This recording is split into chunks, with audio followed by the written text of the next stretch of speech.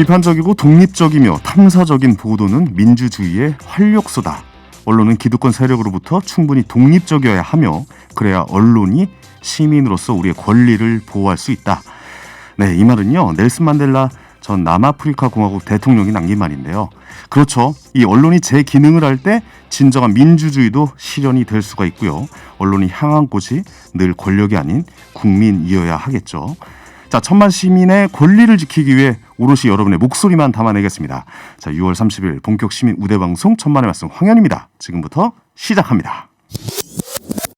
서현정님께서 기자분들도 나와주셨으면 좋겠어요. 궁금한 점이 많습니다. 이렇게 댓글 달아주셨고 0797님 기자들에게 궁금한 점 있어요. 그렇게 기사를 쓰지 않으면 상사에게 혼나나요? 아니면 일부러 그렇게 쓰는 건가요? 이렇게 댓글 남겨주셨는데 조만간 기획해서 기자분들 한번 모셔야 될 것 같습니다. 아, TBS 기자들 모아보죠.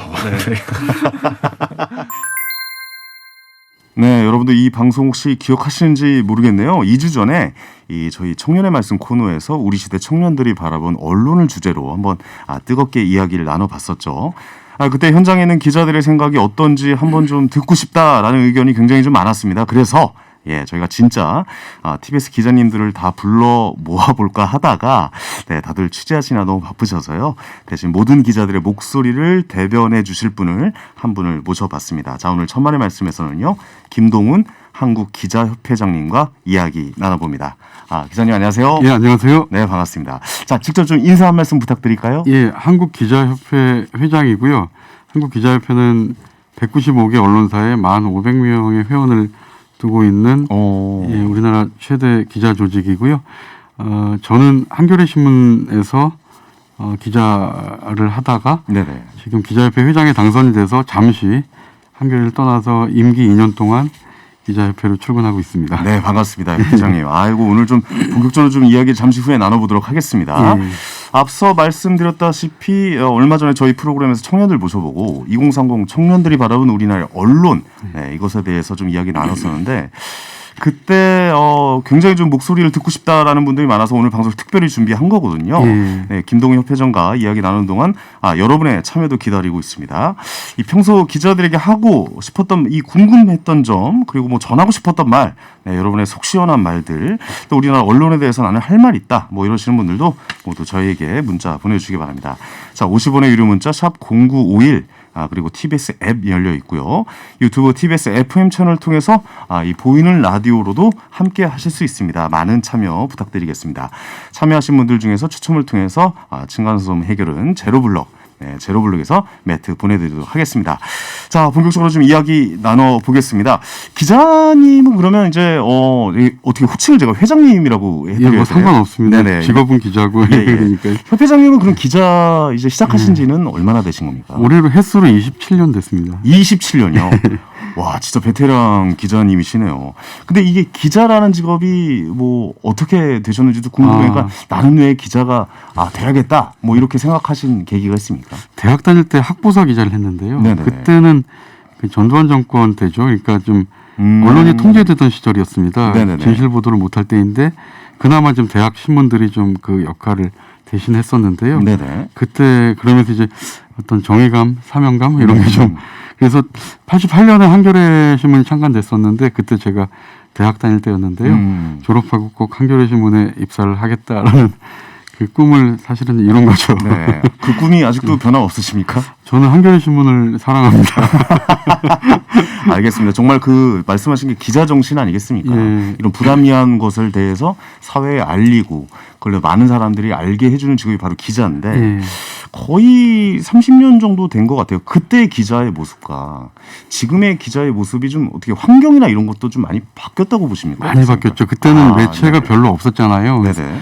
일단 그 전두환 정권이 언론 통폐합을 하는 바람에 일도 일사라 그래서 예를 들면 뭐 전라남도에는 뭐 저기 전남 광주에는 광주일보 하나, 네네. 대전 충남에는 대전일보 하나 이렇게밖에 없었고요. 언론이 나올 수 없는 상황을 만들어버린 거죠. 예, 그렇죠. 중앙지도 딱 6개밖에 없었습니다.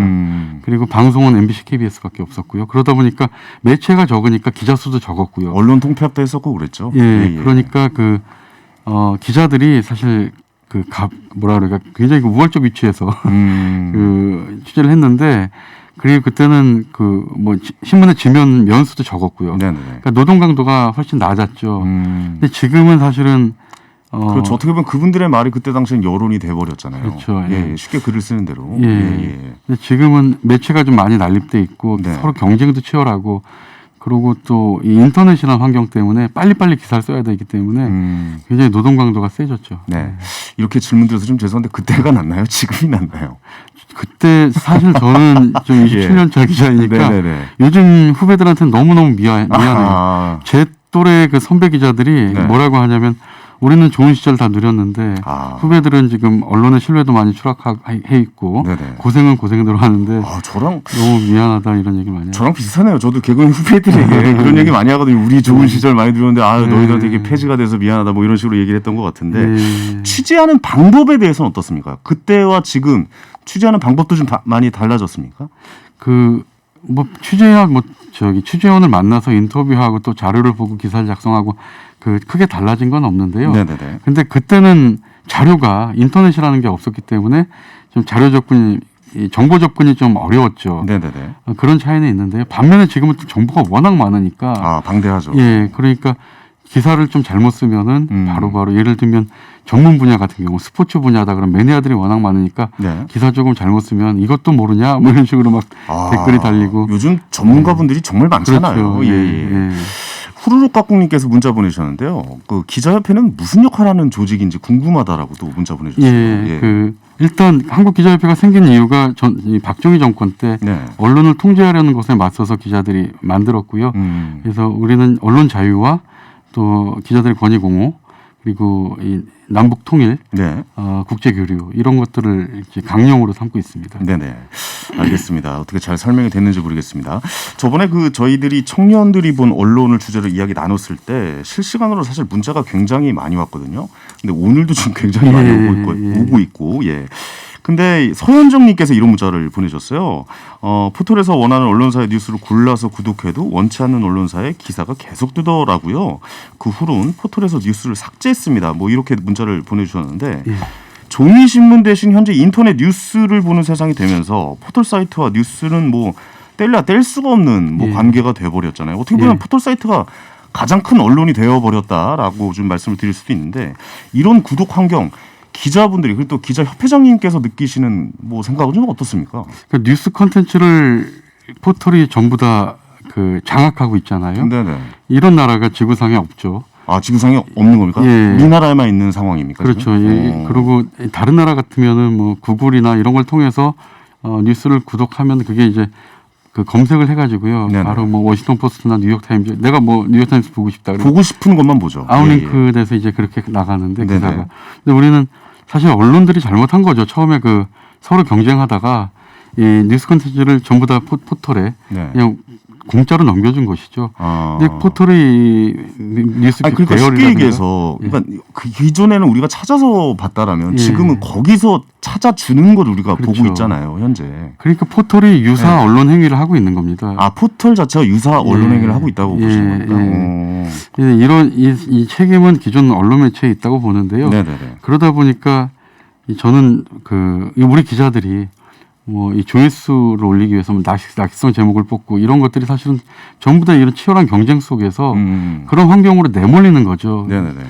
그러고 싶은 기자는 없거든요, 사실.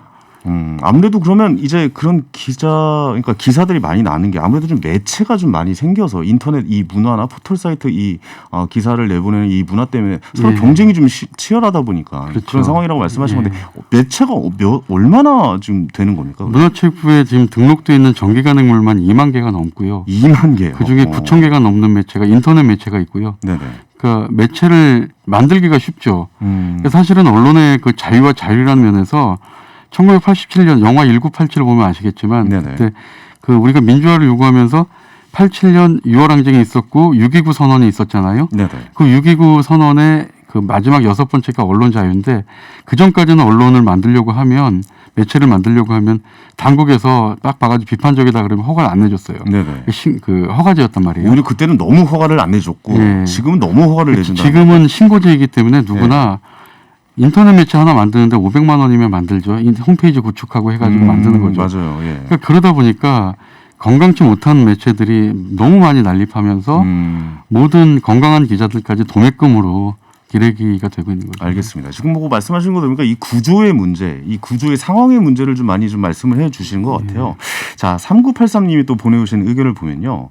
96학번 저널리즘 전공자인데요. 저널리즘을 표방하는 기자들은 사라지고 조회수 장사하는 사람들만 좀 현재 늘어나는 것 같아서 안타깝습니다라고 좀 문자 보내주셨는데 조금 어려운 질문, 그러니까 좀 불편하실 수 있는 질문을 좀 드려봐야 될 것 같아요. 그러니까 조회수 장사를 한다라는 표현을 요즘 굉장히 많이 쓰고 있고 많은 분들이 지적하는 부분인 것 같기도 합니다.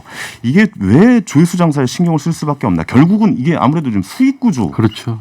거를 지나칠 수는 없겠죠. 그렇습니다. 예, 예. 언론에 대한 어떤 그 이해와 철학이 없는 이런 그 장사꾼 같은 그런 분들이 이제 매체를 만들어 가지고 네네. 조회수를 유도하고, 그러니까 이건 이제 메이저 매체도 마찬가지입니다. 뭐 정말 족보 언론들도 많이 있잖아요. 네네. 그 이건 뭐 저기 작은 매체, 큰 매체 가릴 것 없이 그러다 보니까 이 환경 자체가 아까도 말씀드렸지만 이 포털에 지배를 받는 그런 환경이다 보니까 어쩔 수 없이 이 그런 어떤 조회수 장사, 클릭 장사에 내몰리고 있는 거죠. 우리 네네네. 기자들이. 네네.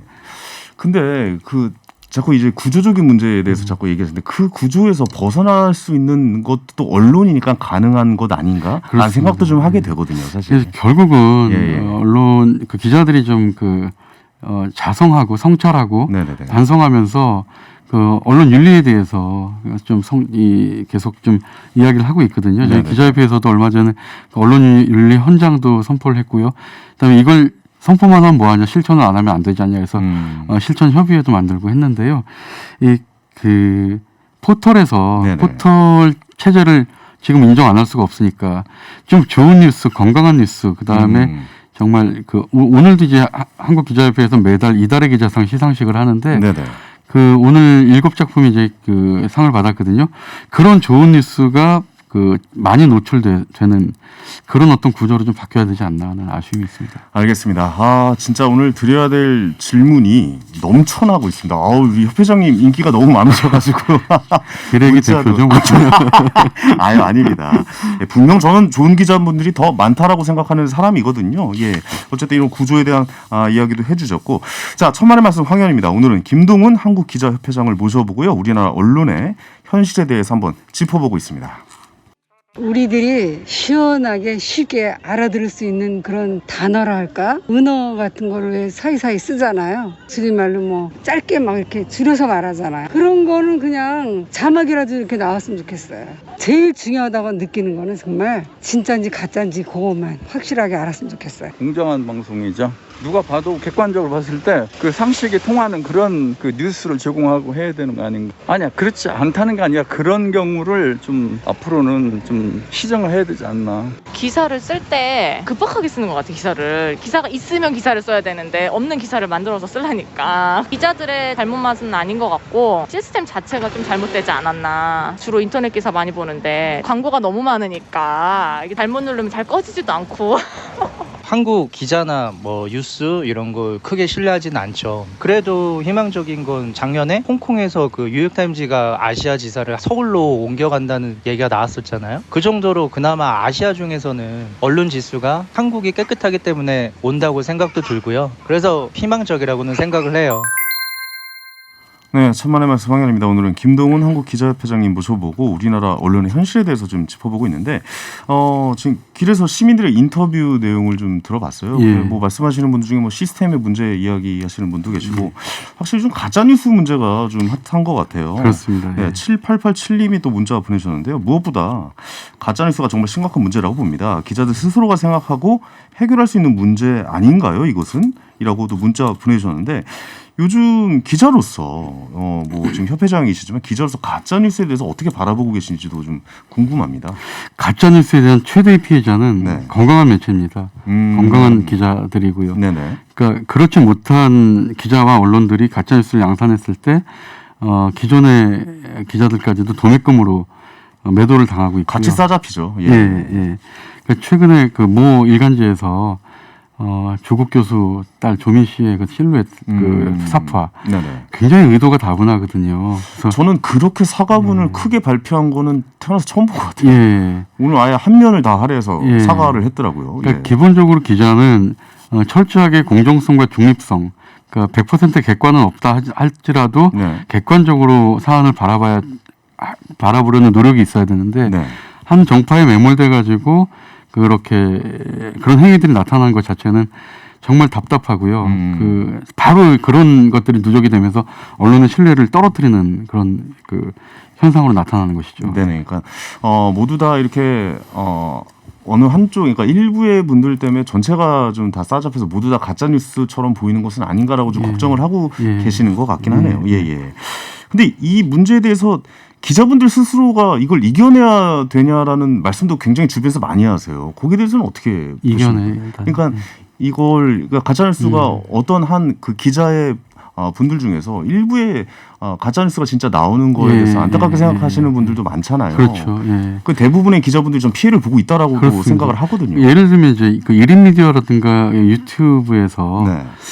합성을 한다든가 뭐 이런 것들이 많이 있잖아요. 네네. 마치 그 있지도 않은 일을 있었던 것처럼 이런 것들이 이제 의도적이고 굉장히 다분한데 네. 어쨌든 간에 아까도 말씀드렸지만 그런 어떤 한쪽 정파에 매몰돼 가지고 정말 그 뭐 한 당에서나 당보에서나 쓸 수 있는 그런 기사를 쓰고 그러면서 그것도 뻥튀기 하거나 또 아예 있지도 않은 일을 쓰고 이런 것들이 이제 결국은 기자는 좀 공정하고 객관적이고 독립적인 어떤 생각을 가져야 되는데 그럼요. 예. 예, 근데 결국은 그 어떤 한 정파에 매몰돼 가지고 좌든 우든 그러다 보면 이제 좀 나쁜 뉴스, 가짜 뉴스가 나오게 되는 것이겠죠. 알겠습니다. 자, 위기를 기회로님께서 한겨레 신문 창간 때 저도 10,000원 냈던 거 기억하네요. 네, 언론사 사주와 광고주 눈치 보기 바쁜 요즘의 기사에 대해서 어떻게 생각하고 계신지 궁금합니다라고 문자 보내주셨습니다. 언론은 네. 기자는 사인일까요, 공인일까요? 굉장히 애매하거든요. 그렇죠. 그렇죠. 예. 그러면 언론은 그러니까 언론 매체는 공공적인 기능을 분명히 가지고 있는데도 사기업들이 하고 있잖아요. 네네네. 결국 이제 광고 때문이죠. 그래서 최근에 그 미디어 바우처라는 것이 많이 좀 들어보셨을 겁니다. 광고에 의존하지 않고 좋은 뉴스를 좀 선순환시키자라는 의도로 네. 미디어 바우처 제도가 이제 얘기가 되고 있거든요. 바로 이런 것이죠. 그래서 언론은 공공재입니다. 근데 언론을 만드는 사람은 주식회사 그냥 직원이에요. 사인입니다. 네네. 근데 나라에서는 김영란법을 적용해서 또 공인이라고 해요. 그러니까 정체성이 굉장히 애매모호한 겁니다. 기자들의. 그렇지. 나라에서도 기사를 쓰는 건 또 그 말이 안 되잖아요. 그러니까 그것도. 이 김영란법 적용을 하는 사람들은 다 공인이라 뭐 네. 예를 들면 백신 같은 것도 다 교사들이나 공무원들이나 이렇게 먼저 군인들이나 맞잖아요. 네네. 근데 기자는 김영란법 적용 대상인데도 백신 후순위로 밀리고 사실 가장 가까이서 취재하고 밀접 접촉자인데도 못 하는데 저도 사실 그거 고민 많거든요. 연예인은 과연 공인인가 아닌가. 막 그거에 대해서 고민해 그렇다고 해서 본 적도 있어요. 기자부터 백신 맞춰달라 그러면 아마 국민들 정서하고는 뭐 너무 떨어진 얘기거든요. 그렇죠. 이런 그 고민이 있고요. 다시 돌아가면 이제 그래서 그 언론이라는 그 공공의 어떤 기능을 하고 있는 것에 대해서 결국 이제 광고와 분리돼서 생각할 수가 없잖아요. 그래서 광고 없이 정말 기능할 수 있는 그런 언론을 좀 만들자. 아니 근데 언론이 광고가 없다. 그러니까 이건 우리나라만의 문제는 아닌 것 같아요. 전 세계가 다 아무래도 광고가 있는 그러니까 언론 회사라고 그러니까 대기업이라고 불리잖아요, 거의. 그렇죠. 예. 근데 그거를 우리나라만의 문제는 아닌 것 같은데 뭐 그런 쪽에 대해서 맞습니다. 그래서 전 세계적인 현상이고요. 그래서 네. 가짜뉴스, 페이크뉴스도 비단 우리나라만의 문제는 아니고요. 근데 사실은 한겨레 신문이 국민들의 모금을 통해서 네. 국민적 모금을 해서 몇 억을 모금해가지고 이제 그 신문을 만들었잖아요. 네. 또 일 개인에게 어떤 그 과도하게 권력이 집중되면 안 된다 그래서 상한선까지 두고 했었는데요. 어쨌든 언론이라는 공적인 기능을 제대로 수행할 수 있도록 토대를 좀 만드는 것에 대한 고민은 분명히 있어야 되는데 네. 최근에 미디어 바우처 제도 같은 경우도 상당히 저는 좀 신선하다는 바람직하다라고 생각이 듭니다. 보십니까? 이를테면 우리 정치인들에게 10만 원 후원하면 그 세제 혜택 주잖아요. 10만 원 돌려주잖아요. 네. 마찬가지로 내가 좋아하는 내가 응원하는 매체에 10만 원 기부를 하면 돌려주는 방식. 10만 원을. 미디어 바우처 제도가 실행이 되면은 광고 안 받습니까? 어떻게 할 겁니까? 많이 네, 좋아지죠. 많이 줄어들 예. 것이다라고 보시는 겁니까? 예, 그렇죠. 굉장히 좀 그리고 또 거기에 지지를 받지 못하는 언론들은 또 도태될 수밖에 없는 네네. 그런 상황이 되겠죠. 근데 또 큰 언론, 그런 경제적인 순환이 잘 들어가고 있는 큰 언론에서는 그 바우처 제도에 대해서 그렇게 탐탁치 않게 생각할 거니까. 기자협회장님께서 그거를 어떻게 보면 잘 뭐 바우처 제도가 있다 그래서 광고를 못 한다 이건 아니기 때문에 네네네. 그것은 그 사람들은 그 바우처 제도 없이도 운영은 할 수 있겠죠. 그러니까 네네네. 이 뭐 상업적으로 이제 광고 유출을 해가지고 할 수는 있겠으나 어쨌든 국민들이 성원하는 그런 그 매체가 어디인지는 드러나겠죠. 알겠습니다. 와, 진짜 질문이 너무 많이 와가지고 제가 오늘 질문을 거의 반도 못했던 것 같은데 자, 웅이들 아버지님께서 징벌적 손해배상제도 도입에 대해서 어떻게 생각하시는지 언론 종사자로서 한 말씀 부탁드립니다라고 또 문자 보내주셨습니다. 사실 이 질문이 저한테는 굉장히 뼈 아픈 질문이거든요. 그러니까 우리 국민들의 감정을 잘 알고 있습니다. 가짜 뉴스가 이렇게 난무하고 또 언론의 신뢰가 바닥인 상태에서 네네. 정말 그 나쁜 보도, 좀 그 가짜 뉴스를 양산하는 그 기자에 대해서는 응징해야 된다. 응징의 감정이라는 건 잘 알고 있습니다. 네네.